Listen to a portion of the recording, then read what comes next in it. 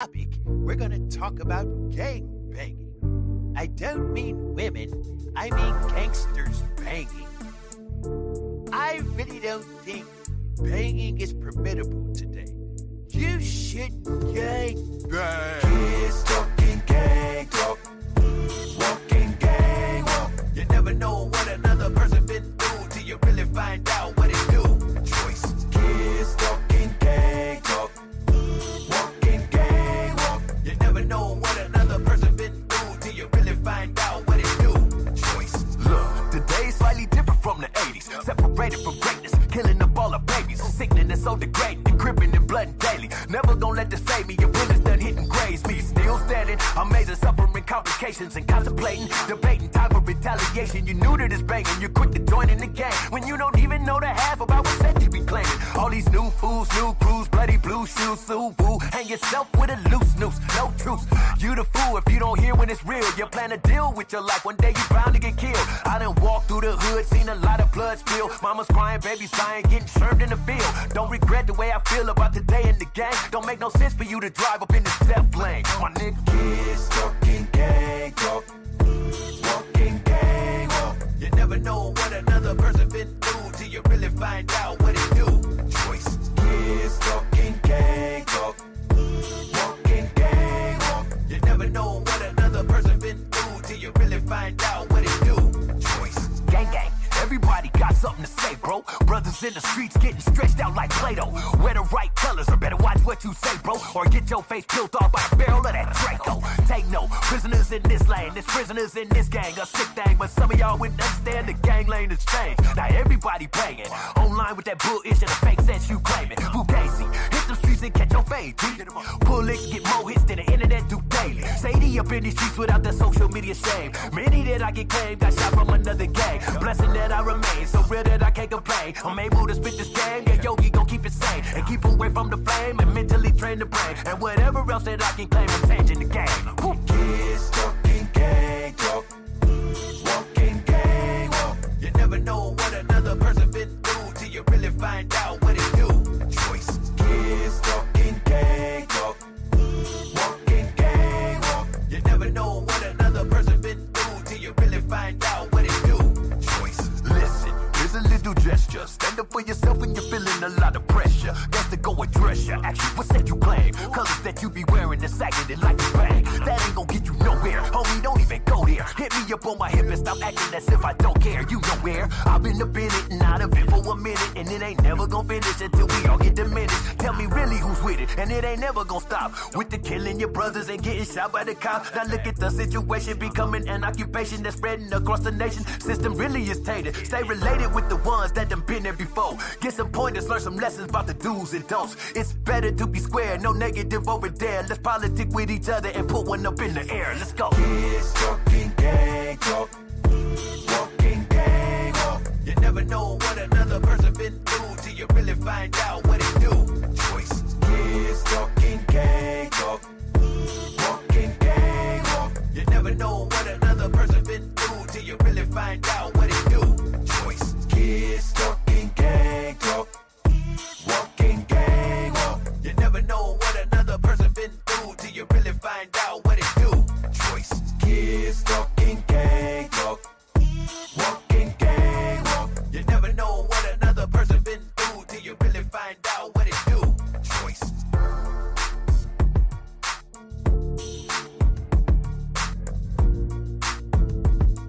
Yes, sir. Bring it. We got the Diamond Effect, everyone. Much love and respect to every single person that's coming in and tuning in and chilling with your boys. Appreciate you guys from the bottom of our heart. And man, what a great way to go ahead and bring this all to light for our very first show for the Diamond Effect. We got Archbishop himself. We got Big Bone 1%, and also myself. We got a very special guest today, Archbishop. Who are we bringing on to the show? Today, first off, let me do this. Let me say this, because I always say it every show. What up, though? What up, though? So we That's right.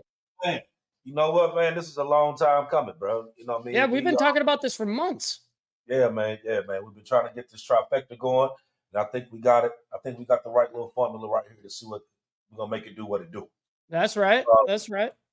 But today, one of our special guests today is going to be Bobby Worthy, and Bobby Worthy is the founder of the of Justice League United. Now he's going to go through and tell you all about that. But this man here is packed full of information, man. He has been around the world and did something. You know, he was also a Black Panther. He was in the Black Panther Party. Then he was in the new Black Panther Party. Now he started Justice League United. He's a lawyer. Wow. And he's a new day activist. You know, he's one that he's gonna go after the man for doing all the shit that they try to put off on us. Then he's the one that you go to to go after them. Wow. You know what I mean? So that dude. But yeah, man, he's a real good friend of ours. You know, he's like I said, he's packed full of information. Like I said, this is gonna be a damn good show. Well, let's bring in Bone. How you feeling, Big Bone 1%? How you doing today? Man, hey, I'm good. I'm very excited, man. I'm very excited. This is the inaugural launch of the Diamond Effect. That's right. I can tell I was just running up and down stairs doing stuff, but real talk. I'm very excited because, you know, Bishop has been working on this for quite a little bit. We've talked about a lot of different things and ideas and this and another thing, and the best place to make it happen. And so he had this vision, and this is it. So I'm excited, and I think, like he said, this ought to be a hell of a good show. Bobby's here, you know, of course, Bishop, yourself. Y'all graced me with opportunity to be here to say a thing or two. Bobby's coming on, and I'm digging it. I'm very excited. Very excited. That's what's up. Well, let's happy New Year. And that too. That too. Hey, absolutely. Happy New Year, Merry Christmas, and all that stuff. Absolutely. Right. That's out there around 7. But before we bring Bobby in and get the thing going, though, we want to see how everybody's holiday was. So that's right. So, me and you talked earlier, and I know you still going through your holiday right now. You know, oh wow. Yeah, let me see. Extended Christmas or what's going on here? No, it's a family affair. It's the family. Man, look, family. You love them, right? You love them, right? You're forced to love them. No, okay. Well, you know, no, it's been challenging. I'll say it like that. It's been challenging because, you know, not like the regular folks and all like that. Immediate family, hey, no problem. Everybody's good, but you know, when them extended motherfuckers, woo, Lord of mercy, yes, it's challenging, you know. But you know, and it's a lot of them. There's a lot of them, but no, it's all good though. You know, just been I'm looking forward to January the 1st when I can hit that woosah shit, you know. So, you know, I think we're all broke. I think we're all broke by the 1st. You know, we're trying to pay our rent on the 1st. I don't want it to be the 1st. You broke before the 1st. You was already broke before the 1st even came. Yeah, it was broke. It was destined to be broke a month ago. Yeah. So, you know, see, the only thing that goes on after the 1st that you worry about is that you worry about trying to get them kids back to school because they done drove your ass crazy for the past 2 weeks. That part. Yeah. Trust me. Got 2 of them myself. Like, let's go. Yeah. But so with no holiday, Mike? Well, shoot, man, I can't complain. It was definitely it's been hard because I think everyone's kind of feeling the economy right now. But at the same token, I had probably one of the best Christmas that I've ever had. I got to spend it with my family and my close friends, and couldn't have had a better holiday. Which was, man, I wasn't really expecting to say that, to be real, but hey, I'm super stoked that it went well. That's what we wanted to do, right? So, but yeah, with no further ado, why don't we bring Bobby onto the stage and let's go ahead and have him discuss some of the things that some of the accolades that he's got. And so, go ahead, Arch. Well, let's before we bring him in, sure, let's let everybody know what it is we about to talk about. Okay, bring it up. Let's do it. Okay, so in today's fast-paced and interconnected world, it's not uncommon to feel some sense of disconnection and confusion about what is happening in society. Many people find themselves constantly questioning what is wrong with society these days. And as you see, the media and social media and mainstream media and everything else is really not helping the situation. So today on this podcast, we're gonna dive deep into the whole chaos which is now considered modern society. So let me ask you this question though. And I'm gonna ask this for everybody for you to think about what it is that we get ready to talk about here. Have you noticed that the stuff that we consider okay right now in 2023 was not okay in 2015, was not okay in 2010, was not okay in 2000? Why is it okay now? And why is it that most of the stuff that's going on right now is targeting our children, this next generation? And if it continues to do that, and it continues to follow that course, the generation Z is basically doomed, which means we're doomed.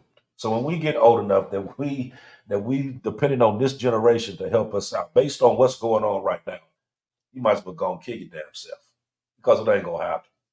So this is what we're gonna talk about today. What is it that's going on? The reason why it's going on, and what is it that can be done to change this before this becomes Babylon? That's what we're talking about. Man, it's heavy. It's heavy, and it's true, man. And that's why we have this titled "One Man, Many Missions." You know, we have a man right here that we're about to bring on that has many accomplishments, many accolades, many things that he's accomplished in his life, and yet he still has a ton of missions to go. And shoot, he was actually just dealing with a pretty hardcore emergency as he was coming onto the show within minutes ago. So it's happening as we speak. And so he really is on a mission.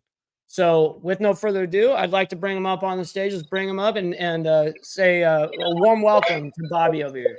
What's going down, Bobby? Peace and blessings, man. How y'all doing? Doing well. What's going on, Bobby?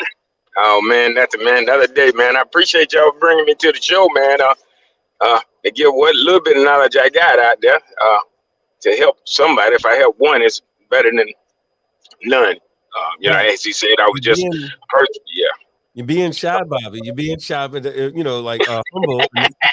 But, Okay, but let me introduce myself, and I want to correct some things Bishop said. I'm not a licensed lawyer. I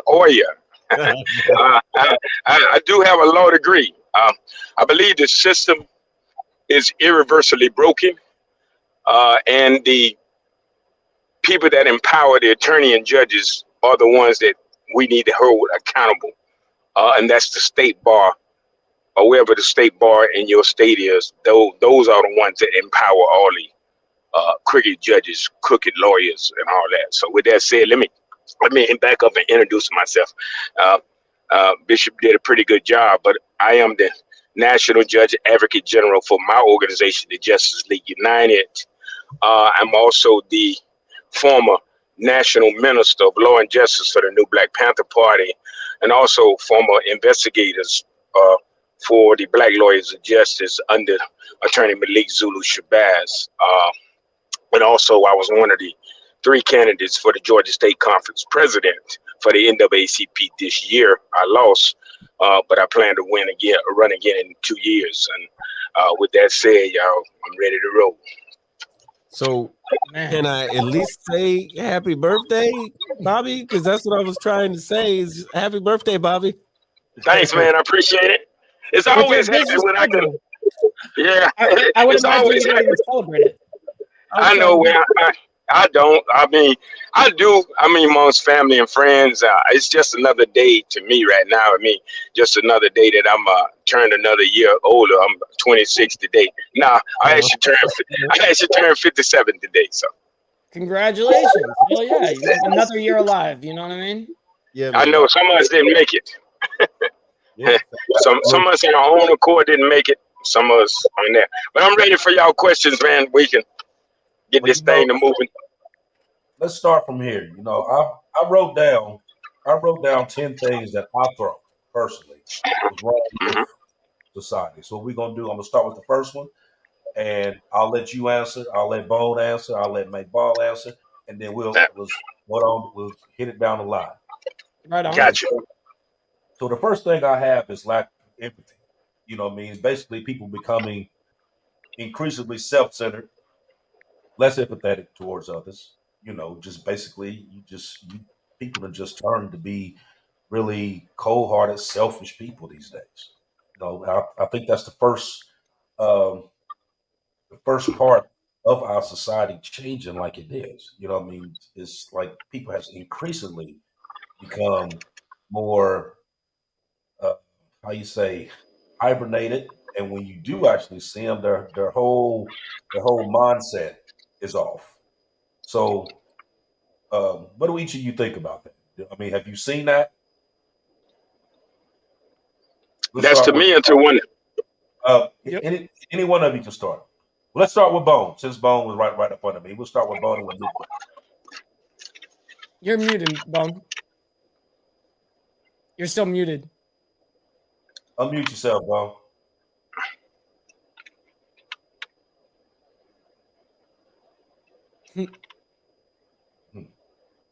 Well, while he's working on it, It's on his side. It's on your side, Bone. Mm-hmm. Go ahead, Bobby. We'll let him work on what he got going on. All right. Okay. Yeah. Well, but as we spoke before, and on y'all other show, and like you just mentioned, it's the mindset. We have to, if we want effective change in this world, we have to change the mindset of our people. That's both. When I say our people, I mean black and white, because now it's filtering into the black man. We must destroy what is destroying the mindset of our youth. And what in today's, it's not everything, but it is the core thing behind that supports the black on black crime, murder, rape. It preaches all and teaches this to our youth. And that's rap music. Rap music of today it's all right if you listen to it at a certain age. When you're 14 and 15 years old, you start letting your children listen. That's fine, because their mindset can't be too much interfered at that age to change, that the music would change their mindset. But if you let your children at 3 and 4 years old listen to this type of music, then their mindset is going to be what Minister Farrakhan said we are in a mental state of slavery, and we don't even know it. And that's like rap music. And I say this sometimes too, and I have to correct myself. I'm getting better at it. Is to loosely using the N-word. The N-word, using the N-word toward each other, around each other, with each other, and then we accepting the N-word as a word of honor and respect towards each other and with each other. Not just accepting it as a word of honor and respect. We now have become, it has become a common household word between teenagers now. And then rap music promotes all that. Not only does it promote that, it promotes our young women being called B's and H's and accepting being called B's and H's. Not only are they accepting being called B's and H's, they're calling themselves that now. I'm the B you don't want to mess with. I'm that H you don't know about. Really? That is a serious mental state of slavery. Serious issues within the mindset, and all that is promoted by the rap music of today. Heavy D and all these boys wrote a song called Self-Destruction. They call their song Self-Destruction. Little did those brothers know that they were writing our future of today, because we are no longer headed for self-destruction. Brothers, we have arrived. We are here. We are at the point that we have changed the concept of God's law. We have changed and intervened in God's law somehow, because parents are not supposed to be burying their children. Children are supposed to be burying their parents. And until we change the mindset, then the world is going to keep repeating itself. Absolutely. I agree with that full-heartedly. You know, in my case, I look at it as social media has made a huge impact on why there's a lack of empathy, sympathy, all of this, because we're at this point in our lives where everything is about me, right? I'm sitting here recording me. I'm sitting here streaming me. I'm sitting here taking pictures of myself. I'm taking pictures of myself and this person. Everything is about me. And then we wonder why we're a selfish community. You know what I mean? We're sitting here with this all day long. And then you want to know why. Why are these guys so selfish? They're all about themselves. And Great point. I think social media has a major impact on the way we think, the way we move, the way we see things nowadays.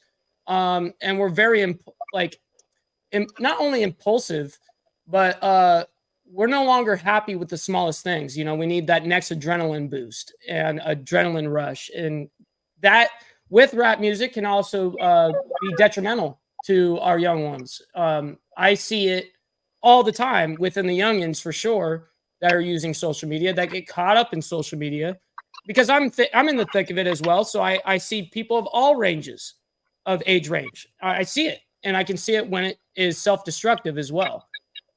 Me being on the internet as long as I have, I've been able to kind of guide myself through this. But at the same token, this is not a very easy place to navigate the internet, you know? So it's definitely it can affect our children extremely. Now, what do you think, Arch? Out of curiosity. You know, back in the day, back in the day when we was listening to rap music, you had music that was actually educating people. Like you said, you had MD, you had KRS-One. You know, you had a variety of different rappers, and they was not talking about, you know, violence and B's and H's and who you about to wet up, and I'm about to make your t-shirt wet, jigger, and all this other shit. You know what I mean? Real. Yep. You know what I mean? And half of these rappers nowadays, half of them bitches for real. You know what I mean? Some of them rap about some of the shit that they know nothing about. They've never done it. Right. Unless you like Boosie. I mean, they're like, you like Boosie or some shit, you know what I mean? Because Boosie was a straight up motherfucker. You know what I mean? That's just what he was. Now, believe it or not, back in the day, with, let's say you had Meth, Redman, Wu-Tang, everybody.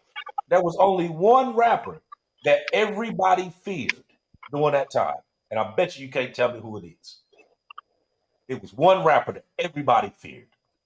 And you would not guess that this is him. But it was. Every rapper was scared to death of this one man. Wait, you talking East Coast or West Coast? He was on the West Coast. All right, during what period? During the old school period. Old school period? Well, depending on what time you're talking about, might have been KRS-One. No, it was not KRS-One. I'm talking about before that. I'm not talking about fear of the vocals that he's saying. I'm talking about feared personally. They personally feared this one person. Right. I'm not talking about Suge Knight, none of them before him. All right. Well, that's a good one. I don't know. You got to tell us. Yeah, that's a good one. Yeah, that's a good one. And it depends on who you're talking to, but who you think? I'm gonna tell you who it is. It was MC Hammer. Oh, yeah. In some ways, I can see that. Papa called it.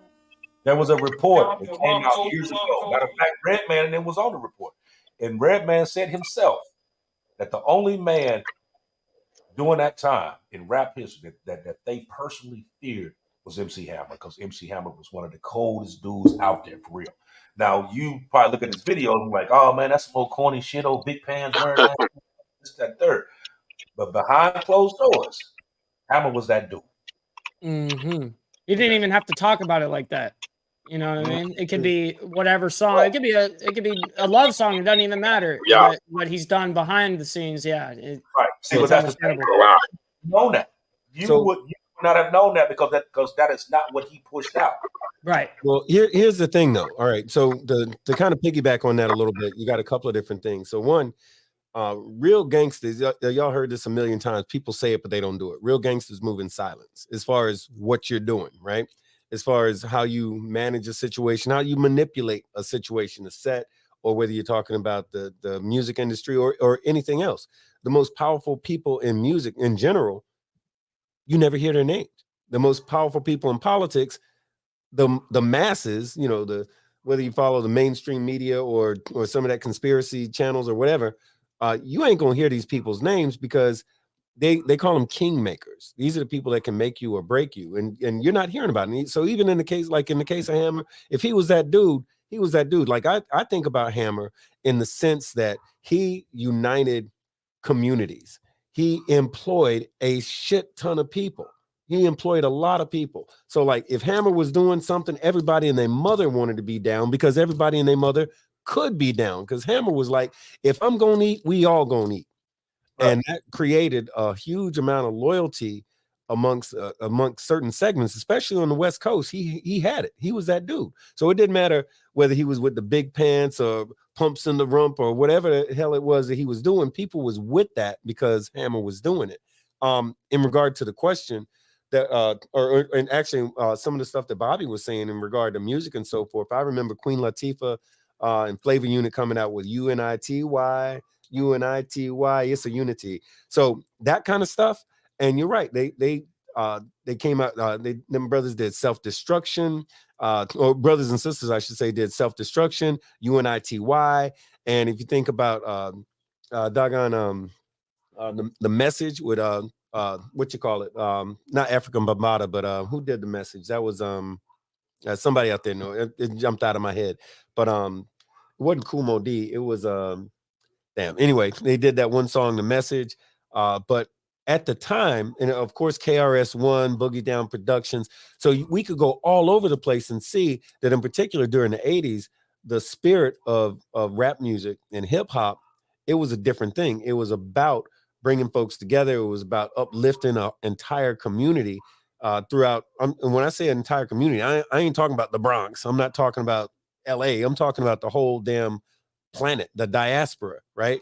And we know, for those of us that stay in the loop, we know there was a concerted effort by those in the music industry to squash that positive noise. They didn't want to hear it. They wanted gangster rap. They wanted, if you wasn't talking about bees and hoes and this, that, and other thing, no, that doesn't sell. That doesn't sell. We're paying money for this bullshit. We don't want to hear all of that positive stuff. Because music being the most powerful influence that there is, especially amongst young people, if you're pushing that positive message, what's going to happen when those positive message hearing individuals get grown? Well, they're going to maintain, because that's like, if you look at it, those of us that are of the Generation X, like myself, Bishop, I know you are, Mike, you're a little younger than we are. Yeah, I'm a millennial, so. Right. But those of us from Generation X, man, we're on some different shit. But if you look at this one cat I know, he's doing some things, he has a questionable lifestyle or whatever, but he was telling me something that was deep as all hell. He says, rap music has changed. We were talking about music. I said, yeah, man. I said, I believe that. He says, these kids today, he says, they rapping about getting high and buying drugs. He goes, back in the day, we used to talk about selling drugs and trying to come up. We used to talk about selling drugs only as a means to an end to stop our suffering, to help our families and stuff like that. And yeah, we talked about it. This just happened. This was Christmas Eve. Me and the old lady was at a gas station. We pull up, we're in the cage. Cage means car for those of y'all who don't ride motorcycles a lot. So we're in the car. We pull up, windows are down. We're in Florida. It's nice here. So the windows are down. We pull up, and a couple of guys are in the vehicle, at the gas pump. And the one dude, you can tell how like you see somebody talking real loud on a speakerphone and they're projecting so that other people around them can hear what they're saying, especially when they're trying to act hype. So this guy's like, oh, this N-word, that I'm telling all them N-words. I'm gonna come over there. Oh, they don't want none of me. These N-words, I'm going da. So I'm wondering, man, somebody's pretty hyped up. So I had to do a double take, and I see the two white guys that look like they come out of a J. Crew commercial, like they're getting ready to, two Abercrombie and Fitch looking motherfuckers. You know what I mean? They look like Thad and Chad sitting there together or something. Oh shit! N-word this, N-word that, da, da, da, da. He's getting all loud and he kind of looked over and hit me with one of these as he was saying this stuff. I get out of the car and the old lady's like, where are you going? Because the car is barely stopped. Boom, I popped on out of the car and I leaned over on the passenger side and I'm just looking in. And the guy's all this da da da da. So he stopped talking and both look over like that. The guy said, "Oh, what's up, man?" I said, "What's up?" He goes, "Can I help you?" I said, "Yeah, I'm wondering which N-words was you talking about? Because you was pretty loud. I figured you was talking to me." You go, "Oh, no." I said, "Well, which N-words was you talking about? Maybe I heard you wrong. What did you say? Say it again." And he was like, "Oh, Mark." I'm like, "No, man. What was you talking about?" So she walks around the side. She walks around the back of the car. Like, "Hey, what's going on?" I said, "No." I said, "I'm talking to my new friends here, and they seem to have lost the ability to speak right now." I turned to look at her for like half a second. This dude grabbed the keys, took off out of the parking lot. Here's the thing. At what point, and this is 2023, I feel really confident that if this was 1995 in the Bronx or friggin' 1989 in Norfolk, Virginia, or friggin' 1975 in Cleveland, Ohio, and I could go down the damn list of where that shit wouldn't have happened. But the thing is, in 2023, these folks feel now that they have a certain agency to speak a certain way and to move a certain way and to do certain things because those of us of a certain generation, this younger generation, have co-signed the shit, A, through their music, and B, through hanging out with certain cats, and I'm N-word this and N-word that to this dude, and they're doing the same thing back. I watched Sam J, the lesbian comedian. She was in a movie with I forget. The dude looked like Zach Galifianakis, but it's not him. The white dude, he's a Jew with the beard, and it was like N-word this, N-word that, back and forth to each other, right? And I'm thinking to myself, damn. It's bad enough that people are doing this like in high schools and, just young folks just co-signing it and making it cool to disparage and disrespect yourself. You're giving somebody else the permission to do that. And some people say, "Oh, that's just a word." It's not just a word. It's so much more that goes on with that. You know what I mean? This is giving that person license. If they can say that, then they can do this. So later on, once it becomes time for them to completely, for certain individuals to exercise a certain amount of white privilege or to just completely disrespect you or to, that N will be all right. I don't have to give him that job. He's looking at the job application that came in to the company that he's running, and it says Kenyatta something or other, Kenyatta Mustafa. Oh no, Kenyatta Mustafa, he'll be all right. Let me hire Chad and Thad over here because they sound like nice conservative fellas that'll work great at my grapefruit operation company or whatever the fuck it is. You know what I'm saying? So that's the shit that irritates the hell out of me, but that's what it kind of goes back to. So yeah, rap music. Yeah, and it's just like I said, man. It's if I told Stacey Abrams when she was running for governor, Yeah. Rafael Maddow when they was all running, and I told him, I said, listen, you want to stop crime in itself. You want to stop black on black crime. You want to stop crime in itself, because now the crime level is filtering over into the white neighborhoods now, as it is the black neighborhoods. And if you want to stop this, then sanction rap music as it is today. Sanction rap music, and in 10 years, watch the mindset of the world and change. Because remember, those children that's growing up and listening to this music are going to be adults growing up in a mental state of slavery, and thus we're going to keep repeating history. I got right now, let me tell you, right now, this is the favorite thing of the girls now. See this? Y'all see this? This is not a peace sign. This is a gang sign. See that? When you extend the hands, and this is a peace sign when you fold the hands. See that? When the hands are folded, but when you extend them, this is a gang sign. So I got two 15-year-olds right now been in jail since Thanksgiving of last year, the year before last. So over that, they done turned 16 for using that sign. And where did this sign come from? Rap music. It came from rap music in the days, Nicki Minaj and all them. And then our young children are looking to these people as their heroes. Really? Let me tell you a couple of things. Stacey Abrams, she might have listened to you. I'm a big fan of Stacey Abrams. I love what she did for Georgia, and I'm hoping she can do those same sort of things. Excuse me, in some other places. But if Stacey Abrams was not listening, I can tell you Fannie Willis was, because and she might have took it to the third power, because right about now, if you're associated with a record label and that record label is doing anything other than Disney music, she coming to get your ass. I mean, and that ain't no, I mean, and I'll be the first one to say I appreciate the ideology, but yeah, I mean, she might be taking a little bit too far, possibly, because she's like, hey, this lyric right here said such and such and such. That's your fourth cousin on your mama's side. We coming to get you and you're charged with murder. I'm like, damn, Fannie, really? You know, Fannie ain't playing. I'm like, yeah, but like you said, it's the money, man. It's the people behind the rap music that's putting out all that money. The ones that you don't see. But they don't got no money. Those folks has been putting out this music and this, that, and the other thing. Now that Fannie Willis is coming at their ass, where are they with the good attorneys? Oh, they want you to crank out this music, but where's the attorney? Where's the money that you need to now defend yourself because you did what your bosses told you to do? You know what I mean? Remember Arrested Development? They were out of Georgia, and they had great music. It was real positive, uplifting. It was all about, uplifting and supporting the diaspora, people coming together and everything like that. All this kind of good stuff, right? Tennessee and Take Me Back. What's that thing? Yeah. Take me to another place. Take me to another place. Yeah. All that old good shit, right? Done. They were like in and out. No, because their first album hit strong as hell, and then they got the boot. That's what happens. Cats that had that song.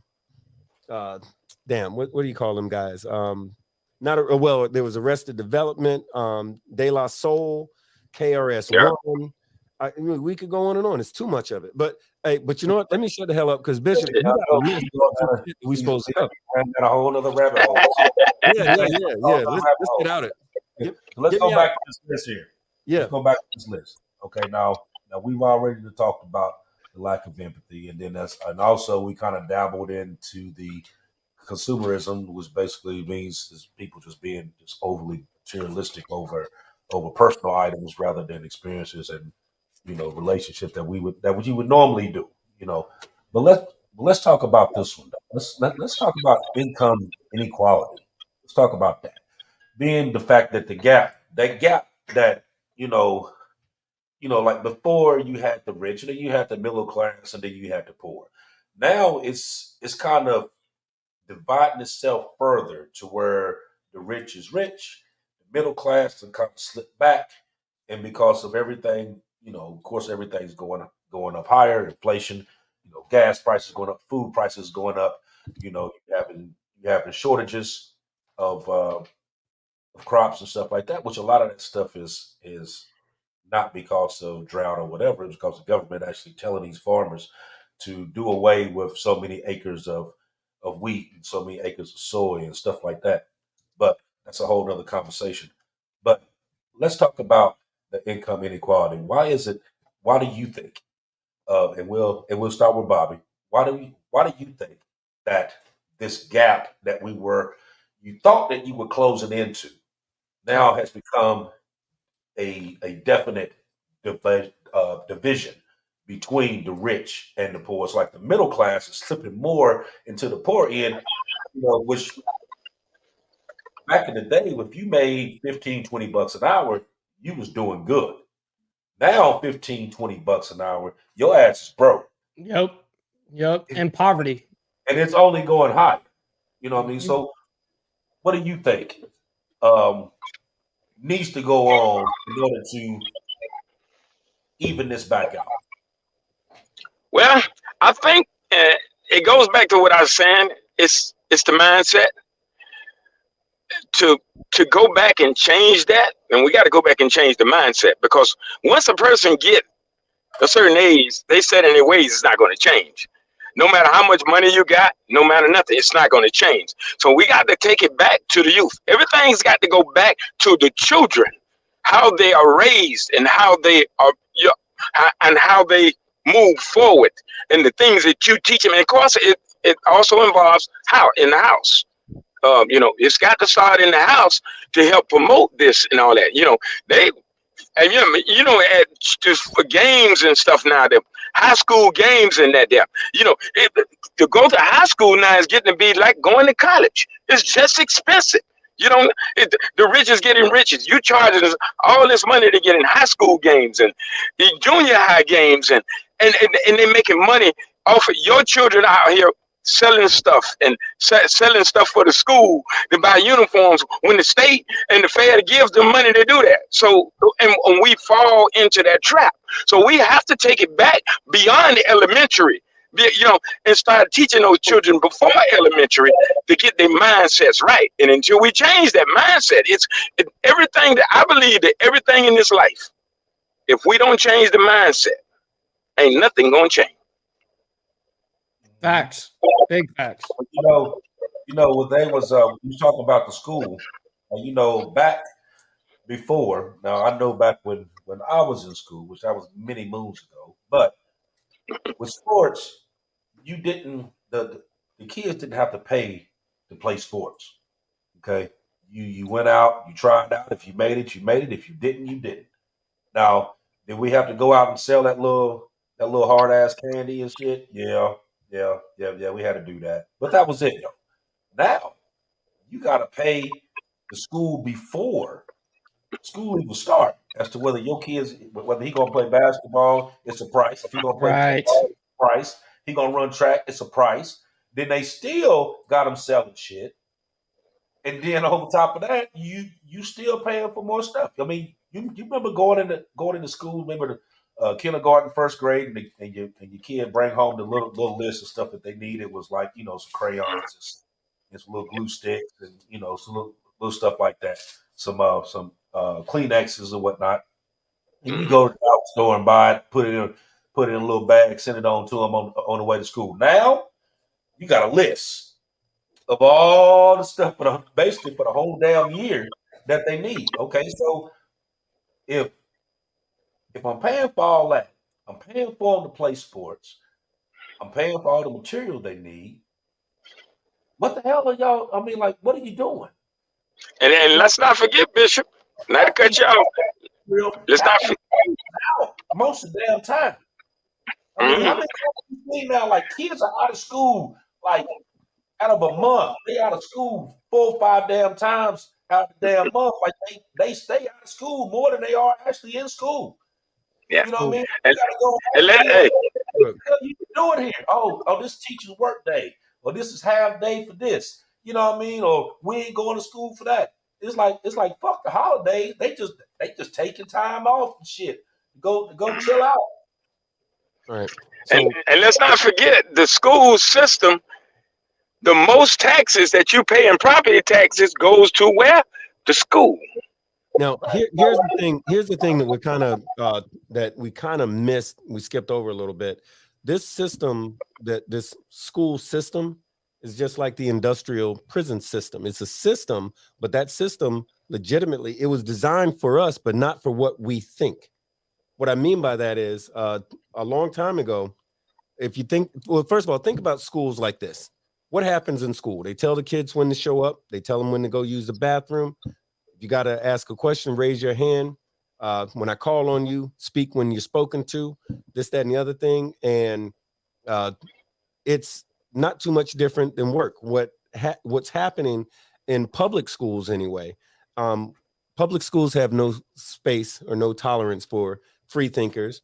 We're not teaching kids how to own a business. We're teaching kids how to become good workers. We are literally creating, and have been doing so for decades, creating a working class to support the wealthy.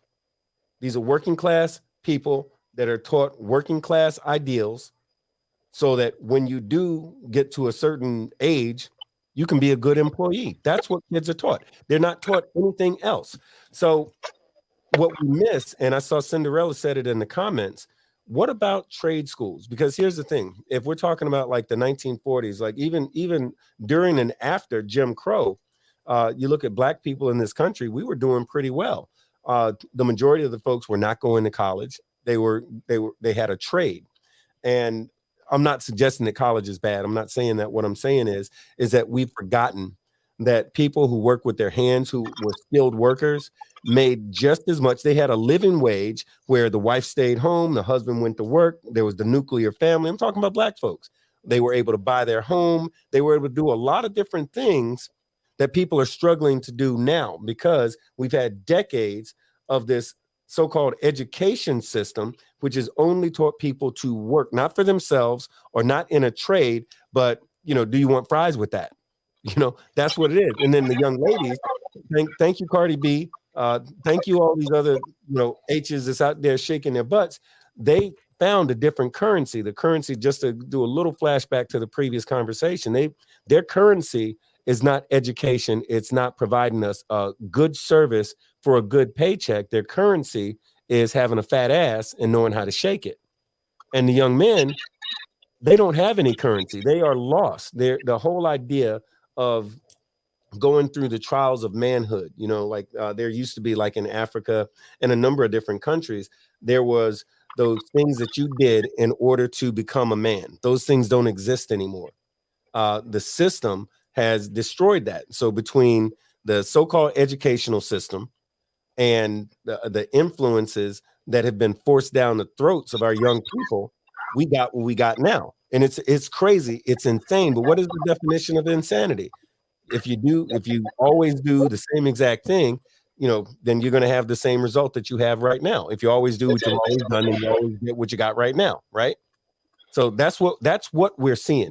So in regard to income inequality, the system is designed to make sure that there has to be a working class. The income inequality is not because folks don't want to do better. It's because it's designed that way. We are the only ones that can change that. We have to make conscientious decisions to change that. And now, don't get me started on these so-called black conservatives, because that shit is funny. That's a joke. But that's a whole other subject. Well, when it comes to this income inequality, I blame the corporations, really. I blame the corporate America, who is all about making a dollar and cutting as much as possible. They cut down as much as possible because, unfortunately, the minimum wage has gone up, right? So when the minimum wage goes up, so does everything else goes up as well. And we're feeling it. I mean, I'm here in California, and people are just getting driven out of this country or out of the state because of it. And one of the biggest head reasons for this is BlackRock. BlackRock is one of the biggest reasons for this. They're the ones that have invested in 90% of all of America's farmland. They're the ones who also invested in, basically, they're the number one property management company. So they have invested in all these smaller, not actual big properties, but they're investing in small family homes, 3-bedroom homes, 4-bedroom homes, 2-bedroom homes, stuff like that, because they know that those are forever dollars. They look at the bigger properties. Well, that's too much liability, not as much money, blah, blah, blah, more things to go wrong. But the smaller house, they realize, we can go ahead and buy all these up and rent them out for $5,000 a month. And people are going to pay it. And so when it comes down to this inequality, I definitely think I blame corporate media, or the corporate America. Corporate America is really what I pinpoint this to. Well, yeah, but corporate America, not to debate you, that's true. But who is corporate America? Corporate America, and somebody said it in the comments that the U.S. school system was designed. It was Papa Penguin said this. The U.S. school system was designed back during the industrial revolution to make people smart enough to run the machines, but too stupid to make them. That's a great point. The thing is, though, is that who's owning these corporations? Well, we know who owns the corporations. And those are the same exact people who spent a shit ton of money back in the 1920s, and 1930s, and 1940s to put these kids in these public schools. And remember, school used to be free. College used to be free. The reason that you pay now, that everybody pays now to go to college, is because the goal was, and it started in good old California. Thanks, Mike. But in California, Ronald Reagan was one of the main ones that saying, damn, we got these we got these N-words going to school and they're coming up. Well, let's make it more difficult. And that's when the system of charging lots of money for institutions, college and universities became a normal thing. Because once upon a time, if you did well enough in your primary school, like K through 12, man, you might do well enough to be accepted into a college. I mean, you had to be pretty dumb back in the day not to be able to go to college. But a lot of folks, they were working, they were making a living wage so they could take care of their families or assist in taking care of their families. So all of that's done. But going back to income inequality, that shit is by design. Don't get it twisted. I'm telling you, it's by design. But along with it being by design, if you think of it this way, Bishop, you said it a minute ago, you're making $15-20 an hour, your ass is broke. You're broke. But the thing is you're supposed to be broke because that's what the system says. And now if you go out there and you do something illegal, you get caught. Even if you don't do anything illegal, you get caught. Mm-hmm. Where do you go? You go to jail, because if you think about the way that schools are set up, it's not too much different than jail. Shoot, What happens in school? They tell you when to go to the bathroom. They tell you what time to eat. They tell you what time to be here. They tell you what time to be there. What happens in jail? Same shit. So you're being groomed for an industrial system the whole entire time. Who doesn't have to do that industrialized education or that industrialized or that systematic, it's a it's a school to jail pipeline. Who doesn't have to do that? Well, those kids in private school, those kids that are being homeschooled, those kids who their parents can afford to have them do something different. Or if you just go to a private school in the right neighborhood, just like Bobby said, the taxes that you pay on your house and in your neighborhood, the majority of that goes to the school system. If you're in a good area with, the correct zip code, then your kids are going to a good school. Yep. If you're in the hood, guess what? It's a good possibility that your kid is being groomed for his life in jail. And that's a good observation right there. Yes, definitely on point. Now, I want to say about piggyback on the corporation about corporations. Now, I just got recently terminated unlawfully, illegally, based on a lie from a manager at CSX. I found out I've been working in CSX. They make you work. They pay good money. Don't get me wrong, but it's people that work at CSX that hate management. They hate the job, but they've been there so long. They invested. They just trying to finish and do their time. Because CSX, what they do is, I found out when they get so many people, they start harassing you like they did me and target me and fire me. Now all hell about to break loose. They trying to reach out to me and make decisions. Now they want to talk. You should have talked about that before you made that decision, because I'm finna bring hell and firestone down your throat. And I told them strictly, just like this. If you go to my page, you can couple on it. You can piggyback and see everything that's going on with CSX and me. The union is powerless. They fired the chairman of the union. They fired the chairman of the union 22 years. You know what I'm saying? And he's fighting them now, but the union cannot go beyond that, because all these people in the union work for CSX. So I have started the outside union, and it's going pretty good right now. The outside union for all CSX employees who want to take it to the next level. Because like I told the manager, I'm going to show you what it's like to fuck with the devil underneath the pale moonlight. Woo. That part.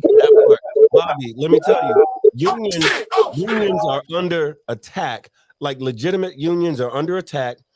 And if you look at states like Florida, like Texas, these so-called ultra-conservative states, we saw here in Florida where what's his face, freaking racist Ron DeSantis, what he did, he made it, they were calling this year's legislative session, they called it the 2023 Get Even session.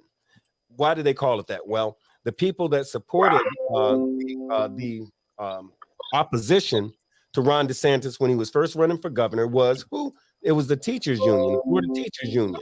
And he said, don't go against me. If you do, you're going to pay. So guess what happened? He's basically defunded, for lack of a better way to put it, his defunded and destroying the union by saying, if you don't have 60% paid membership at any given time, then your charter for your union calls into question, and the state government gets to determine if you get to remain, if you get to continue being a union. Well, that's never been a problem because the teachers all pay the teachers and school board people. I know a lot about this because I know people in that industry. My old lady has been with the school board for 30 something years. But anyway, but they all pay their union dues, comes right out of their check. Ron DeSantis is like, nah, we ain't gonna do that. Now, you pay your cable bill, your car note, your electric, and everything else by what they call ACH or automatic draft. Comes right out of your check, so you don't mess it up. Ron DeSantis says, nah, that's illegal for unions. You can't do that if you're a union. So now what they're hoping for is for folks to have to write a physical check and send that in the mail or go down there with cash to get a receipt to the school board office to pay your union dues. But the absolute second that you got 40% of the membership didn't pay their dues. And remember, teachers only work a certain number of months out of the year. If they miss a payment, and if the collective number is greater than 39.5%, guess what? Automatically, the state gets alerted and they cancel the unions in the state of Florida. And they've been arguing about that all year. Because when they keep the money. Oh yeah. Oh yeah. Yeah, absolutely. And on top of that, guess who was exempt though? Guess who was exempt for all of his union shit? They call it first responders. First responders. That means police. The fire department wasn't even safe. The fire department, I was in Tallahassee all this year. The fire department had to go and beg and plead with Ron DeSantis to put them on the good boy list. But I digress. My point is though, is what you're saying is a real thing. It's a very real thing, and unions have got to become. And listen, I'm not blaming your union bosses or your union reps. They're getting fucked over just like you are. They really are. They're between a rock and a hard place. But you got to do what you got to do by creating. Because guess what a union is? A union is a group of workers who are saying, here's what we're going to accept, and here's what we're not going to accept. It doesn't matter if it's a formal union or not. The result is the same. So, brother, you keep the faith. You know, you got.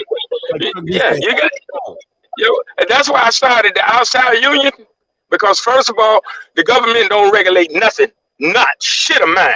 Believe that. Part. You know what I'm saying? They don't regulate a damn thing of mine. You know what I'm saying? So that's why I started the outside union. You paying your dues to me, and it's going pretty well. You paying your dues to me, you're gonna get real justice. You're not gonna have to sit around and wait on the union to make a decision to fire your ass, but you can take legal action. I don't give a damn what contract you got. A contract cannot stop you from seeking legal actions against ignorant motherfuckers. Fact. You know what I'm saying? And I'm sick of it. I'm sick of it. Just like my MT, the train master, his name David Rose. This man has proven, man, I'm talking about maybe 60 people have reached out to me that hate this. Now, if you're working at a job and most of the employees been there 10, 15, and 20 years, hate this same one, this same train master, train manager, or whatever his damn title is, for lying. I got documents where he falsified, put records, and CSX with that bullshit talking about one CSX. I'm about to prove to the world when I do this press conference, they full of shit and they're liars. They use that money to manipulate and do whatever the fuck they want to and bring to the world like they're the perfect organization. From within the organization, it's a living hell. I know as a conductor working for one CSX, that is not true. Fight the power. That's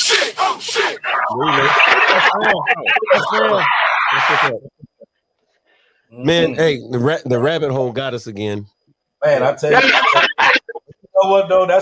I'm sorry, y'all. I get carried away, boy. That's all right. That's all right. You start into one, I mean, you automatically. What I told them, if I did something wrong, then I'll take my. I don't mind.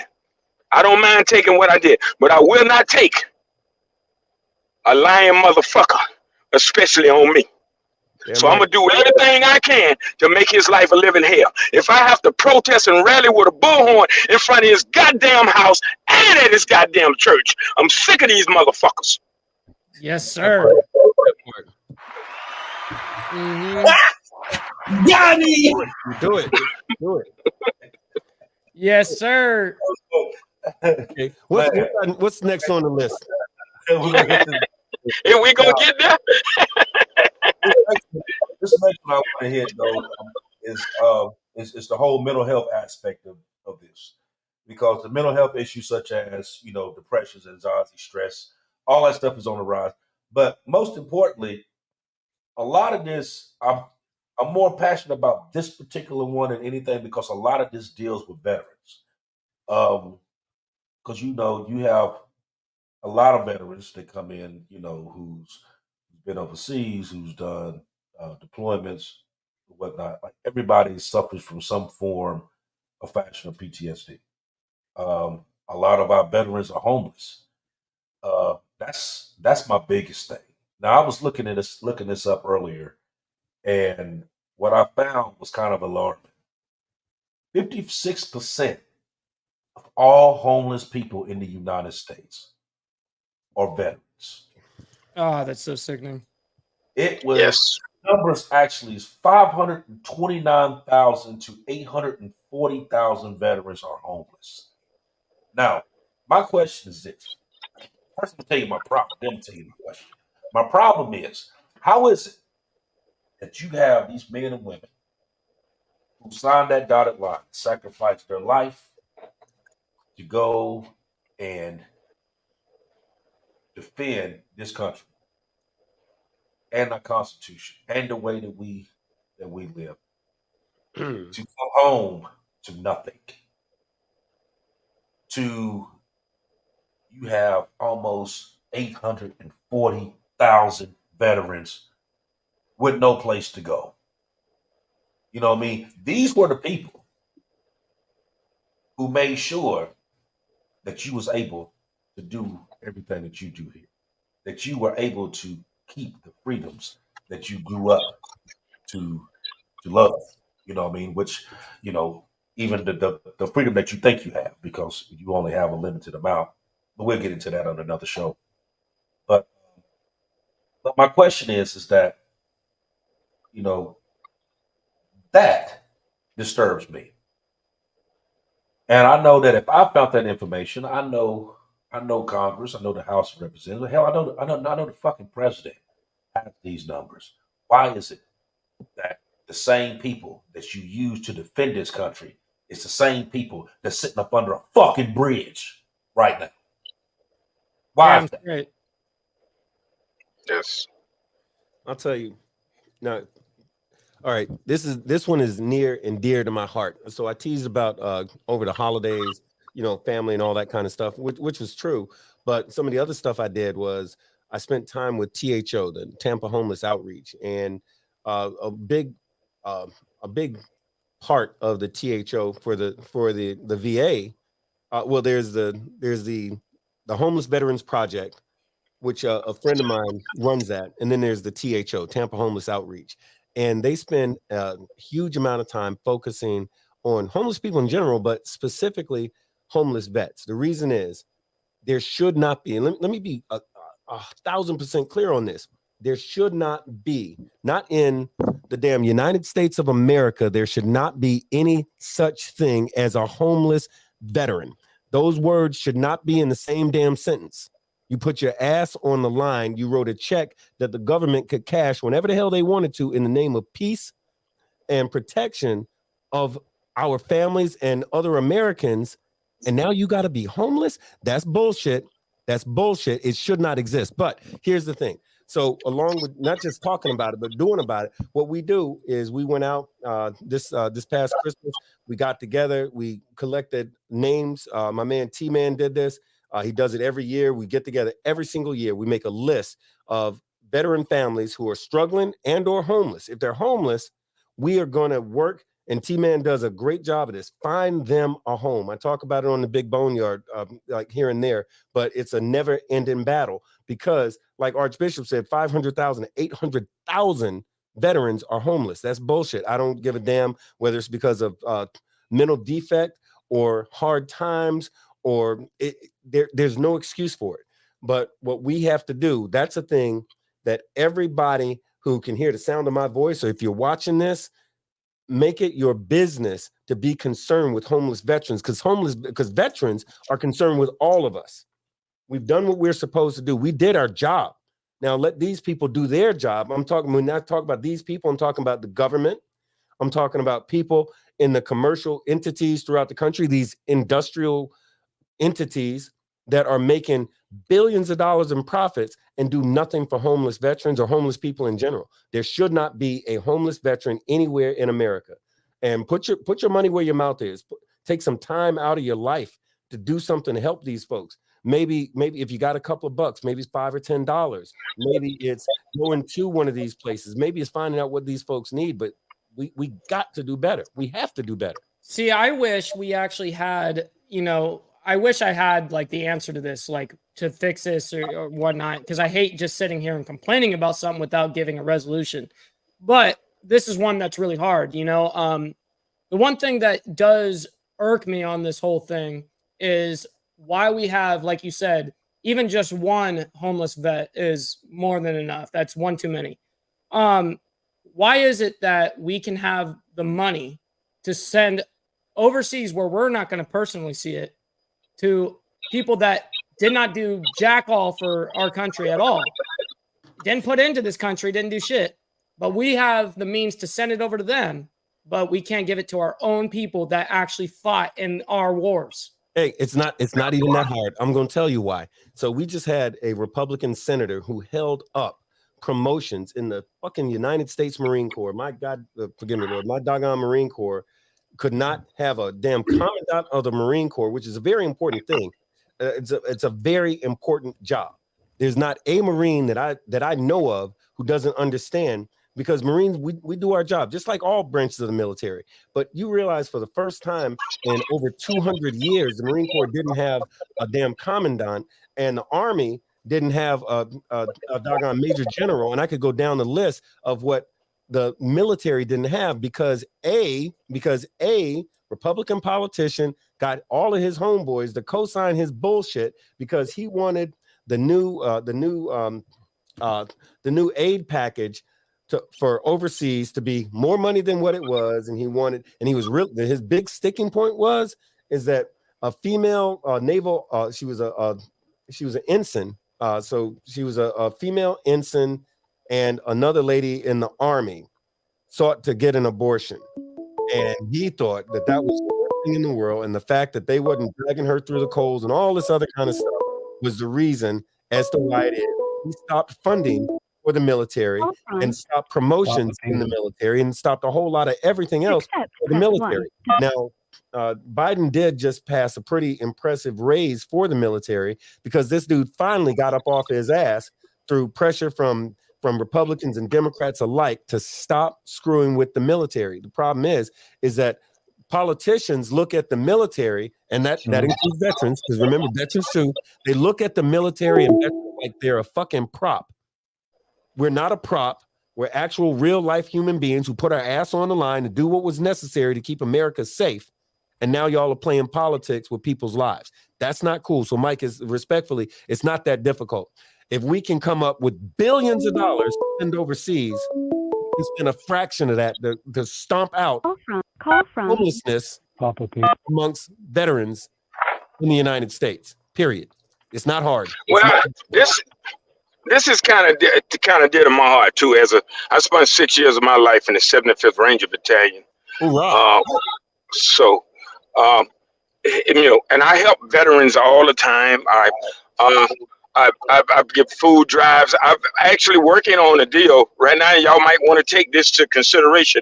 Working on a deal for homeless people at several hotels to get jobs at the hotel, and the hotel allows them to stay at the hotel so they can get themselves together and find their own place and get established. And I'm talking to the 3 or 4 of the hotels now to actually hire these people, and because they allowed them to stay at the hotel and just take their fees out the hotel money, and then they got their vetting. You know what I'm saying? Because I met two retired veterans. They just get their money on their card. So that would be, It should not be accepted at all. Not one veteran, not no one. With all the money that we have in the United Snakes of America, and yeah, I said snakes, um, uh, um, we should not have any homeless people. When you can send billions of dollars on weapons of destruction and sending billions and billions of dollars to other countries for weapons of mass destruction, but you can't stop homeless. You can actually stop homeless. And all these entertainers, these basketball players, y'all buying all these expensive cars and giving the charity that you get a tax deductible on. You want to go to one block and spend $1 million and get all the homeless off the street. LeBron James, all y'all with this big money, Michael Jordan. Go to a homeless place and put all these people in a shelter. That's why I say all y'all full of shit. Facts. And we got Papa right now on the line, Papa Penguin. He's got something to say on this. Oh yeah. What's going on? Let's going on, hear what you got on this. So we're talking about veterans, right? Myself, my brothers all served. My wife served. Wow. All Iraq and Afghanistan and all that. Welcome home, brother. The VA is broken, right? Yep. As a veteran looking for help at the VA, hang it up. It's not going to happen. It's, in my opinion, the system is beyond redemption. You know, I'm a white guy. My wife is black, and I never truly grasped personally what racism felt like until I went to the VA in Hampton, and I couldn't even get an ID card. Hampton, People Virginia. didn't talk to me. Wow. And then we You say moved out Hampton, to the Virginia? west part of the state and went to the VA here in Roanoke, Virginia, and it was the exact opposite for my wife, because Wow. the VA out here in Southwest Virginia is predominantly white. It's broken. It should just be burned to the ground and started over. Well, to as interrupt far you, as, go you know, ahead. looking to these politicians for help, there is not a politician anyone can name on a national level that is worth a damn. I don't care if it's Stacey Abrams or Marcus Luttrell or Dan Crenshaw. They are all bought and paid for. They may have all got in there with good ideas and you know, wanting to do good things. They're in a corrupt system, right? They're handlers, maneuver things. They're signing bills they don't understand. They can't read through. I mean, have you guys ever seen the bills they sign? They're hundreds and thousands of pages long, and they get minutes to read them, right? The problems you guys are talking about, these are all big picture problems that, you know, short of hanging people from a yard arm, we aren't going to be able to fix. Hey, Right. you know what, Papa? Let What me we throw can something do in is there. we can dig into our communities. We I can don't know dig if he into can our hear you families. guys. Oh, I don't okay. know. You might not can hear us. Oh, that Hey. I don't know why it's not picking you guys up. Hey, but Papa, I don't Papa, know if can you you hear them? me. Papa, can you hear us? Can't. Oh, you can't. Okay, that's what it is. Okay. Let me share this with you. What you're saying is Let true. me turn my Oh, laptop up yeah, a little yeah, bit. do that. Okay. And what we'll do is I'm Let me- actually gonna hang up, and then I'm gonna let Bone respond to this, and all of us Okay. respond to it. All right. So appreciate you. Yes, sir. All right. So first thing, Papa, first of all, brother, welcome home. Welcome home, you and your wife and your family. So, you know, y'all are kind of like a gold star family. Everybody served. So that's what's up. But I wanted to tell you, you're not wrong in the sense that we are living in a broken society, a broken system within a broken society. Everything you said is pretty accurate to some degree. Here's the thing, as it relates to, and you heard me telling Mike earlier that it's not that difficult. What's difficult is getting these folks who have the means and the resources, and I mean the means as in the people's money, the resources as in they're in the correct positions to do it, is to stop. We have to motivate them to do what needs to be done. What I'm talking about is this. This year I spent a hell of a lot of time in Tallahassee. I'm in Florida, so that's the state capital for us here. I mean, I spent more time there than God knows than I ever wanted to. But I talked to the senators and argued and fought and complained with them and all this other kind of stuff, the senators and the congressmen and the lobbyists and all these people to get stuff done. And if you want to, and I'm not saying that everybody's got time to get off of their job and this, that, and other thing. But people can talk to other people who can talk to other people, and you can start putting pressure on these motherfuckers, because the only thing they care about is keeping their jobs and keeping their money.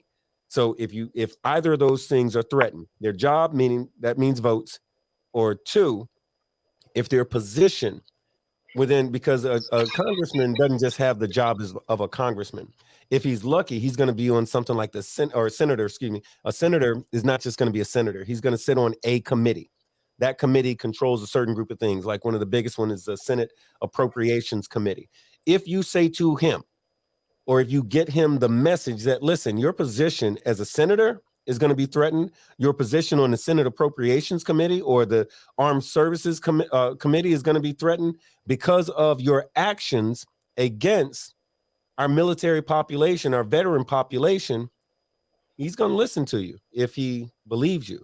And this is just a matter of getting folks together. And we have to do the work. We have to do the work of educating ourselves about how this shit works. So you can know, because you're a smart man. I can tell that from hearing you. You're a smart man. We have a lot of people out here listening who are smart people. We got to give a fuck enough to educate ourselves and then pick up the phone, make a phone call, get your ass on your motorcycle or your car, get whatever motivation you got, get on that shit and bring your ass to City Hall, bring your ass to the state capitol and talk to somebody. Those people, believe it or not, whether they believe it or not, they work for you. You're the citizen, not them. They work for you. And you keep going up there until you can be heard. And it helps if you do like I did and bring 200, 300, 400, 500 motherfuckers with you. That helps. That helps. So do that. In February, I'm going up. There's a group of us, the Big Boneyard, A-Bay to Florida, the COC. We're going to get together and we're going to go up to doggone Tallahassee in February. We're going to go up there, about 500-600 motherfuckers. We're going on motorcycles. Some people going in cages, cars, trucks, whatever. But we're going to Tallahassee to talk to our elected officials and tell them what we think they should be doing. Tell them what we think about what they have been doing and everything else. And guess what? They're going to listen. We did it last year. We got. I'm going with you. I'm going with you. Yeah. Let me know. Man, look, let me know. We're going. We did it last year. We do it every single year. And guess what? This year, it took a minute. It took about 3-4 years to get it done. But we just got a whole bunch of money for motorcycle safety and awareness. A few $1 million. That's a fact. Google it. You'll see. Motorcycle safety and awareness. We got a bunch of money for that. And and believe me, the government ain't just giving out money to a bunch of dirty bikers, right? We get it because we organize. So you can do it. If he get with me, I have a lot of veterans getting their benefits. If that's what he's talking about, you just got to know how to talk, who to talk to, when to talk to them, and know your rights. So if you get my information, I'll forward it to you, man. And I got a lot of contacts with the different veterans administrations around here, different places. So I'm sure I can reach out to somebody to help you get you some help, man. Just if y'all put my number in the chat for him, and just tell him to call me when you get a chance. 912-424-0752. And double check if that's right. 912-424. Got you. 912-424-0752. My apologies, everyone. There we go. Gotcha. It's the correct one. Boom. Just tell him to call me in about an hour, man. Call me in about an hour. That's right. If we're still on the show, then call me after the show. Because it's about to get heated. It's about to get heated in here. Mm-hmm. You see what happened when you watch, man? So you ended up with some information that you didn't know that you was going to be able to get. That's the whole point of being there. I mean, I was, Daddy crazy, man. When we talking about the whole thing dealing with the veterans, like you said, that hits a soft spot, because I know several veterans. I know one right now that was a command sergeant major in the Army. That's homeless right now. Do you possibly imagine that? A command sergeant major. Damn. Homeless right now. And known this man for years, and there were several times that I, offered him a place to stay and whatnot, and he wouldn't take it. Like his pride got in the way. You know what I mean? And sometimes you can't let pride keep you from being out here in this damn street. You know what I mean? Like I never understood that. Like why would you let your pride stand in the way? And uh, he said, for all the years that I've served, they should make sure that I'm never in this type of situation, which is Wow, absolutely true. Which true is state. absolutely true. So he wouldn't take a handout from no one because he felt like, you know what, being the fact that I've gave the government this many years of my life, you know what I mean, nobody else should give me nothing. They owe me everything. And he's absolutely correct. He's correct. You know what I mean? It's heartbreaking to see that your soldiers, your warriors, the ones who was trained to fight and defend this country from all enemies, both foreign and domestic, that when they serve their time and you done with them, that you sit them to the side like an old pair of shoes, hope that somebody grab them and throw them in the dumpster. You know, that kills me. You know what I mean? And you know, just sitting back, just thinking about society as a whole now. What happened to when we was in school, where kids was in school and they actually taught you to stand up before class even started? You had to stand up and say the Pledge of Allegiance. What happened to that? You know what I mean? Like, how do you, how do kids nowadays even join the military when you don't know what the fuck you even fight? You Man, know, damn straight. because that was something Wow. that you learned throughout school was the Pledge of Allegiance, which meant like that was like every time that you did that, that meant something to you. Yo, Bishop, check this out. You hit on something that's a big one, and that's this: is that since 20 let me say this properly, since 2016, every branch of the military has fallen very short. I mean, ridiculously short of their recruiting goals every year ever since. It's gotten worse every single year, with the exception of the no bullshit. Y'all can Google this to check it out. But the Marine Corps hits their numbers every single year, and it has exceeded their numbers every single year, including this year where they had the best year ever. But every other branch of the military, recruiting has plummeted. Well, why? What happened consistent with these nosedive numbers? Well, when Trump became president, the numbers plummeted, and they kept going down, and they've been down every year since. What you just said. What are we fighting for? What is it?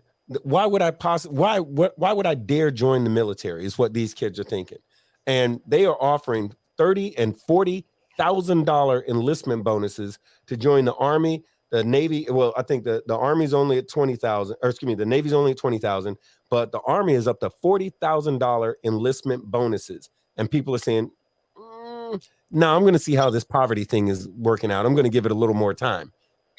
$40,000 versus joining the military, and kids are saying no. Right. They're saying no. That's the reason they're saying no, is because they have no confidence in this country. At every COC meeting, at every ABATE meeting, we start with the Pledge of Allegiance every single time. Whether the member is 18 years old or 80 years old, we start with the Pledge of Allegiance. They don't do that in school no more, because now, the Pledge of Allegiance, they're being taught either at home or by some whacked out teacher. They're being taught about a political party. By the way, Democrats, Republicans, those are two wings of the same fucking bird. So stop all the partisan bullshit. Two wings of the same bird. Y'all remember that. But seriously, that's the problem that we have. That's why the military is suffering. China is adding warships by the dozens, literally, where we can barely get a ship a year. Because we're not paying the shipyards. We're fucking ourselves. because Right. politicians are playing politics. They're not watching out for America and America. Right. They're doing what their party needs, and America is going to suffer as a result of it. Well, it's all coming down to votes at the end of the day so that they stay in office, correct? Right. That's it. So that's They need to the end keep of the their day. money and their job. Right. Fuck you and fuck your job and fuck your money. They ain't worried about that. But you know, I'm about to give y'all a solution to a whole lot of stuff that we talked about and probably things that we're going to talk about. And I teach people this, and I told the NAACP this when I was running for office. We got to learn to take it to the next level. What our problem is, most of our problem is we don't know how to file the proper complaints. We don't know how to file proper procedures or any protocol and all that. You know what I'm saying? Marching and protesting is great. It's wonderful. It brings awareness. We need it. But it's not going to make effective change. The only thing going to make effective change is pushing that mighty ink pen, because that's what they understand. If right now, one of our number one things that we can file as citizens, and you don't have to be a licensed lawyer. Yeah, I said it, lawyer. Is a writ of mandamus. A writ of mandamus was put in place so that you can have accountability with all your governments, even from the federal, the president, to the Congress, to the federal, to state, to local. That you can file a writ of mandamus to force your public officials to do the duties entrusted to them. So if you go into Congress and addressing Congress, threaten them to file a writ of mandamus against them. Believe me, they know what a writ of mandamus is. It's just most of us don't know it. I have been very successful with the writ of mandamus. Well, I think you hit the nail on the head right there, is that most people could do something about it, but maybe don't even know how to go about it or how to get the process started, who to talk to first, because a lot of times you're going to be talking to someone that you're lying on deaf ears. You know, you're complaining to somebody that probably isn't in that department, can't make that change, can't do, or get you connected to the person that you need to get to. So it can be quite challenging, especially with any type of government. Yeah, let me ask this question. I ask people this at our meetings all the time. What is the Declaration of Independence? If anybody can answer it, I'm just not trying to be smart, just trying to see if we know what the Declaration of Independence is. Well, we know what it is, but the thing is I guess, are you asking, do we know what it is, like as in what it says, or do we know what it was designed for? What it is, what I'm gonna get to the nitty gritty. The Declaration of Independence ain't worth the paper it's printed on. It has no validation in law whatsoever. It is a concept. It is what we're supposed to live by. I told Raphael Maddox and Stacey Agan the same thing. If you want to make effective change, pass laws that would make the Declaration of Independence a legal, valid document as written. And then we would have the power to say to our government, congressmen, you're no longer needed.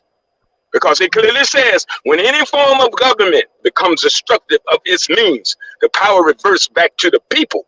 And it's up to the people to alter, abolish, and institute a new government. They know this. That's why they were just a concept they writ. But the Declaration of Independence has no validation in law whatsoever.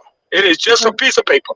So you're saying it's basically just something that is a guideline. It's not necessarily required.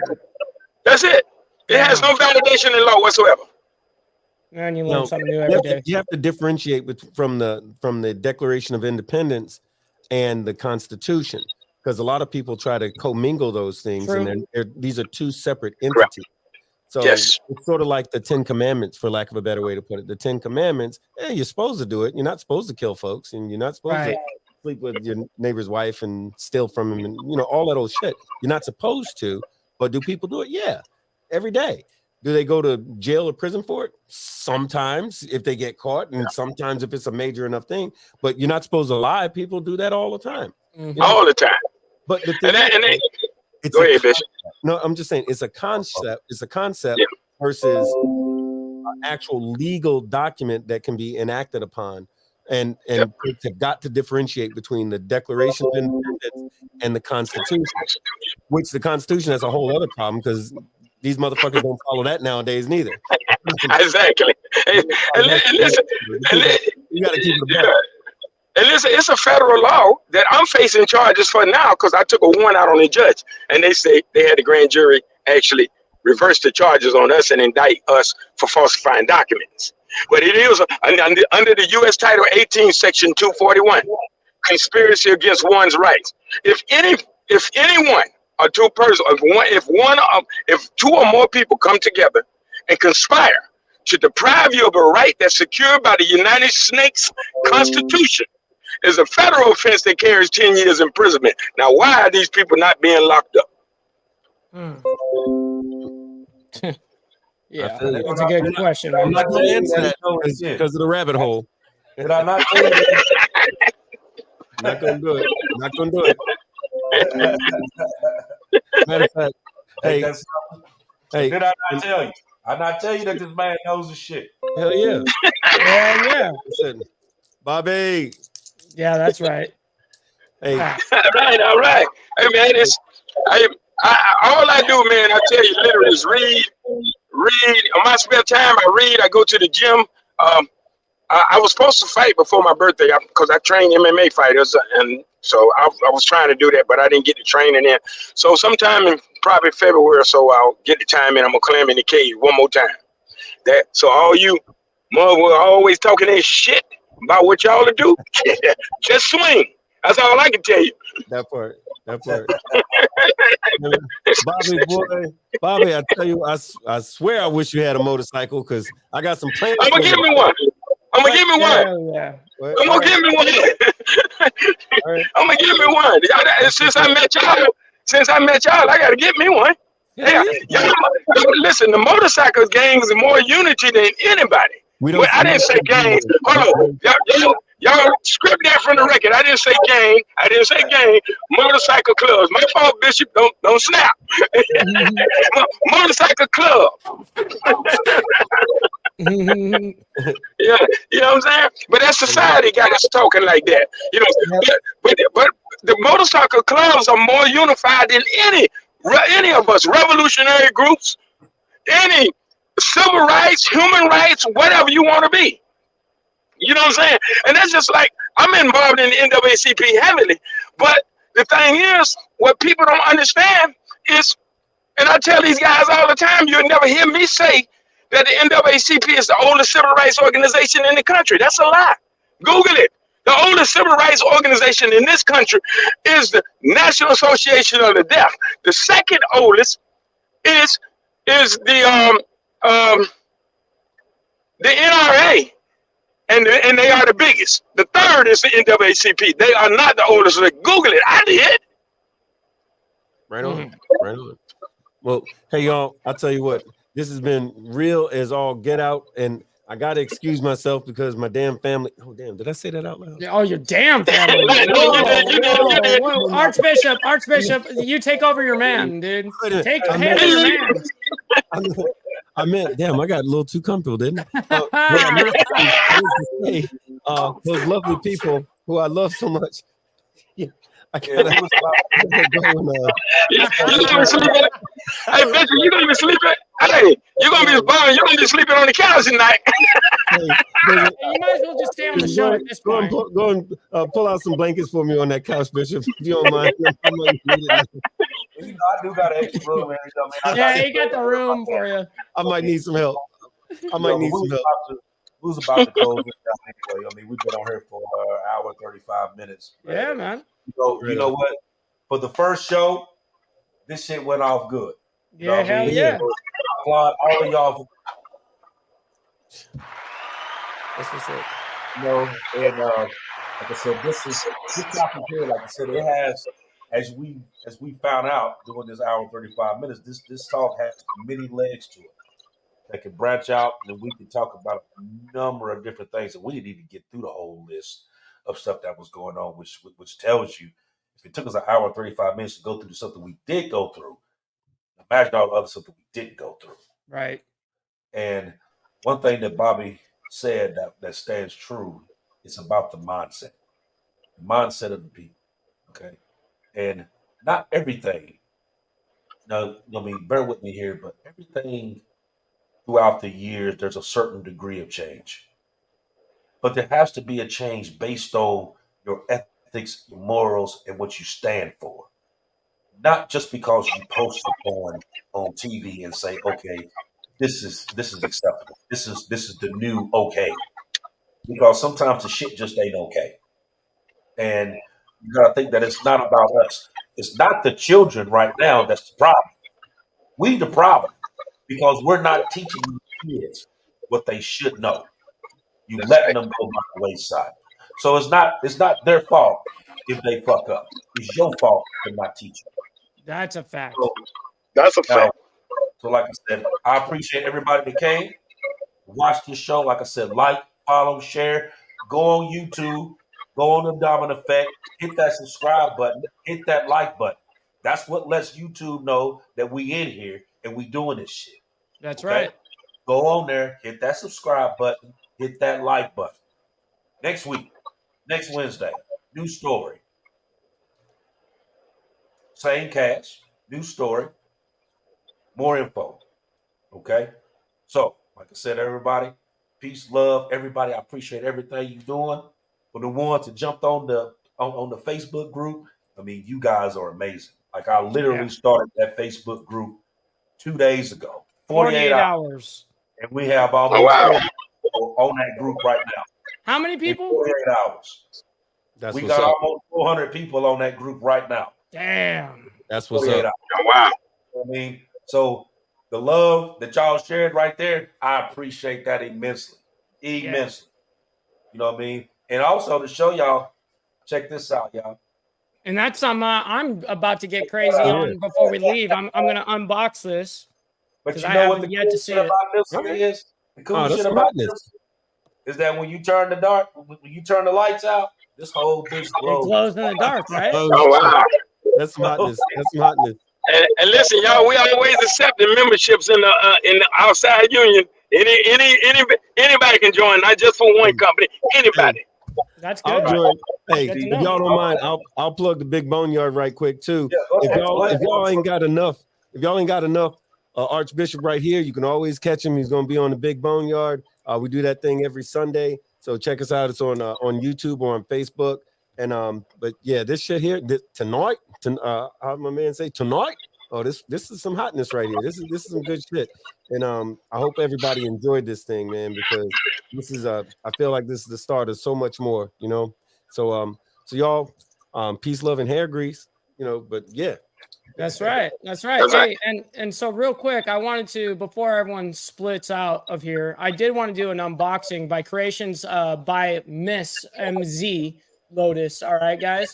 So I'm not going to show the shipping label, of course, but I am going to open this up real quick because I have been waiting for this live to open this because I'm excited. I saw Archbishop, so I was like, oh damn. So let's see what we got here. We're opening this. Hey up. Mike, make sure you turn down, take my number down and call me, man, when you get a chance. I want to talk to you about my channel. Oh, absolutely, absolutely. Look at that. Oh Damn. man, hey, I want one in with the Justice League. It's even got my name on this. Oh Look wow, at that. That's incredible. Look at the detail, man. I know, This right? is- Like a this is really dope. like a cup tattoo. Yeah. And it glows in the dark. Like what, dude? Like, Damn. and it tells and the washing instructions even. Like, wow. This Yeah, is serious, I gotta serious get me one. I gotta get one of them. Shoot, man, this can be up for sale here soon. Without the names from us, of course, it'll be just the Diamond Yeah. Effect for you guys. But yeah, it's coming out very soon. I think Archbishop. I think we're going to be probably rocking those here in the next couple of weeks. We're Yeah, doing we orders work- and stuff. Yeah, we work. Man, y'all need to get some T-shirts and some Yeah. and some gloves. It's already, so the T-shirts are already done. The T-shirts have already been printed. So we working on Okay. This in, and then me and Bone, we working on some stuff on the Boneyard thing. Like I said, like this is the shirt that we working on. Yeah, This is- there I it is. need y'all to get some gloves, man. I need y'all to get some open gloves. Yeah, That's so we're right. gonna work on a bunch of stuff. You know what I mean? There's a bunch of stuff that's getting ready to come in. Like I said, 24 is gonna be some totally new shit. You know what I mean? It's gonna be a bomb on the Boneyard. It's gonna be a bomb on the Diamond Effect. Like we're Right. gonna make this shit happen. You know what I mean? Come hell or high water, we're gonna make this shit happen. So you guys can see it right there. The business card, of course, this is, a public business card. So I can put this out there. the social medias and stuff like that. If you guys want any merch by her, by Miss Lotus, her contact is 407-952-4067, and creations by Miss Lotus with a Z, MZ Lotus, Lotus. And that's all over the social medias, Facebook, TikTok, Instagram, everything. So Hey man, they got some digital business cards that I use, man. You can make a digital business card, man, and send it out to people in that link and stuff. yes, sir. That's the best way to do it. That's what you're talking about, the spot? Yeah, Yep. there's that. You've got the dot as well. I've got it on the back of my phone, so people can scan my phone, and they've got every one of my links. Yeah, that's it. One of them. Yep. Mm-hmm. Yep. There's business cards of it. There's the dots to put on the back of your phone. There's all social media stuff. Yeah, it's a lot of stuff like that. Like that particular tumble there, you know what I mean? It can be personalized with your name and stuff on it. Like I said, there's some other stuff that we're working on. It's gonna be up here real soon. You know what I mean? For anybody that's interested in getting it, it's gonna be up here real soon. Bishop, y'all gotta put your pictures. You gotta put your pictures on there, man, for somebody want custom pictures. So it's not. It's actually printed on there. It looks like a wrap, but it's not. Uh-huh. It's printed. Okay. Like you can actually see like the seam here. That's not a seam that is real. Uh-huh. That's just from the actual. It kind of looks like it's a wrap, but it's not. It's actually been printed on there. So In the pretty cup, impressive, man. Mhm. Yeah, so that thing here, man, I had to hold it up to the light, how, you know what I mean, just to see what it was gonna do. And it glows like a fluorescent blue. Yeah. Oh wow. Is what it glows. So it's not the regular little neon green. This one here is like a fluorescent blue. Hell yeah, that's what's up. Oh yeah, that's definitely what's up. Yeah. But hey, man. Because we've been sitting up here just chatting. We're gonna end back. Hey, on. man, we love it. But yeah, much love and respect to everybody. Bobby, I cannot thank you enough for coming in and taking time out of your busy schedule. I know you're a very, very busy man. We went over just some of your accolades and, the things that you have done and are continuing to do. Like I said, this is why I labeled this One Man Mini Missions. And I see you as that person. And you've got many things going on for you. And these are things that I want to hop on board right away with you and I can't wait to talk to you off the show and stuff like that. And we can figure out, some of the things that I can do and you can do for, whatever. We'll figure out ways we can work together. But nonetheless, guys, I can't thank you guys enough. Bobby, again, for coming on the show and taking time out of your schedule. Archbishop, man, what an amazing show. For the very first show, come on, man. That's as beautiful as it gets. So yeah, I appreciate the invite. Anytime. And Bobby, anytime you want to come on, just let us know and we'll definitely make sure that we clear some schedules for you. Yeah, I'm trying to be here every week if y'all let me. Hey, that's the type of time we're on. You know what I mean? That's the type of time we're on. So anyways, we're going to go ahead and burn out of here. I appreciate you guys again from the bottom of my heart. And yeah, man, we'll see you guys on the flip side in 7 days. We're going to be right back at the same bad time. Every Wednesday, 8 p.m. Every Wednesday, 8 p.m. Yep. So it's 8 p.m. EST, 7 p.m. CST, and 5 p.m. PST. All right, guys, because I'm over here on the West. So, but yeah, man, much love and respect to everybody. Let's go ahead and, get you guys out of here. Much love. All right, take care. On the flip side.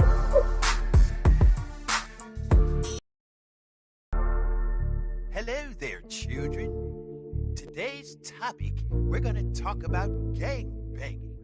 I don't mean women, I mean gangsters banging. I really don't think banging is permissible today. You shouldn't gangbang.